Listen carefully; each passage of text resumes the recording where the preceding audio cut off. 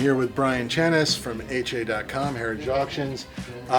Brian, let's start by just talking about Cecil B. DeMille, one of the great, the Ten Commandments, one of the original Hollywood directors. I like to think of him in like jodhpurs and with a big megaphone and telling them to move elephants and stuff. I mean, sure. He is the name. I think from that period of like that early age of Hollywood, that's the name. Cecil B. DeMille. He plays himself in Sunset Boulevard. He's the guy. This is all coming from his family. Let's start with that. Yes, that is correct. Collection. Right. So this is his daughter and his son as well. No, his granddaughter and grandson. That makes more sense. Yes. I was about to Yes. say, because his daughter is probably 400 years old. So yeah. So granddaughter, grandson, and it's really quite amazing what they have held on to all of these years. I mean, I was really blown away. Truly. What do we got here? This is pretty special. This is the typewriter. You know, DeMille ended up riding on a train when he was coming out here to California. The screenplay for the Squaw Man. Squaw Man is considered by most people to sort of be the first full-length, yes. like a movie with a story, a script and a story. So the first real Not only movie, that, yeah. it was the first one that actually was shot in Hollywood, Oh, which that's established Hollywood as the mecca for filmmaking. Beautiful weather and far away from Thomas Edison's goons. So yeah. Totally. And but anyway, this was they ended up getting the handwritten, story, and then his trusty secretary for many years, he gave this the script, and she typed it on this typewriter. So this typewriter, the first script to really the first movie. Correct. I have to just carefully.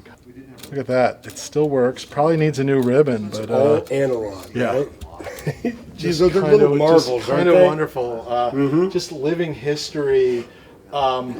Pretty special. Tom Hanks apparently likes typewriters. I don't know. If That's what I've read. Yeah, I don't know, Mr. Hanks. I don't know. Something about that. I don't know. We've got one other piece to check out that's connected to the Squaw Man. It's pretty special. Let's go look at that. So after you've typed up your script on the typewriter, you then have to film your movie, and we are basically looking at camera number 1 from the birth of Hollywood. This is Cecil B. DeMille's camera that he shot the Squaw Man with.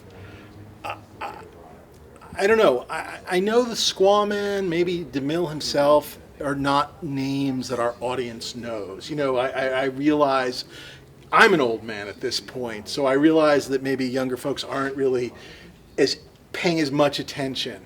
This is living cinema history. I mean, this is just wild. It's wild that it exists. It's wild that the family is finally letting it go. It's wild that it's up in auction, that somebody can buy this thing. And it's just incredible. It was one of DeMille's favorite items. In fact, there are pictures of it sitting on his desk in his office, office at Los Feliz. And he loved this camera so much in The Plainsman, Gary Cooper's big role. He actually used it to shoot some. He actually brought it back. He brought it back on the set, and that's I think where this photo right here, this reference photo, was taken. Gotcha. Right. I mean, it's just wild to look at. Basically, come on over here. I mean, obviously, you've got your lens here, your viewfinder there.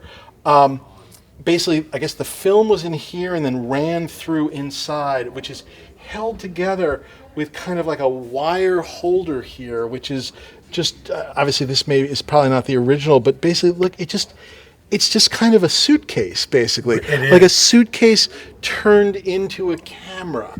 I mean, they were making it up as they went along in a really wonderful way. But just, again, speaking to how much he treasured this, the condition, I bet you could get this. I mean, you're not going to shoot anything with it, but you could get something working on this. Just incredible. Obviously, no sound. Obviously, short. I mean, especially this size. Probably had to keep changing the rolls. But oh my God! Right. Again, just living history. This is all going to be July 15th. Is the first day of sort of the multiple day sales. But the first day is dedicated 100% to Cecil B. DeMille and this incredible collection. We're going to show you a couple other things in a couple other videos. It's just it's an insane collection, not just of these early days of Hollywood, but just like how much he held on to, the costumes, the props, the artwork, the production artwork. I mean, this is, I don't know, my question to you is, obviously, again, you're handling all these props all the time here at Heritage. How did this one feel to you when you were working on this? This one was, I spent a couple of weeks with it when we got the shipment in, and I was Austria. I had a bunch of goosebumps, you know, many times, because truly he was the guy that created the Hollywood epic. I mean, he wanted everything to be a spectacle.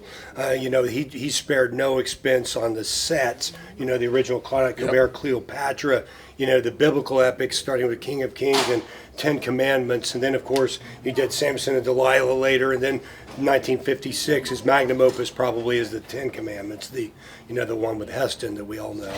But, I mean, it really was, I mean, all of the art forms assembled together to create a moving picture, you know, photoplay. It was really that time period where, like, you're going to the movies and you're going to see something you've never seen before. That was almost a little bit of what he was, I think, thinking in terms of why would someone why would you pay your money to go to the picture show? And Cecil B. DeMille made it happen. So check out our other videos.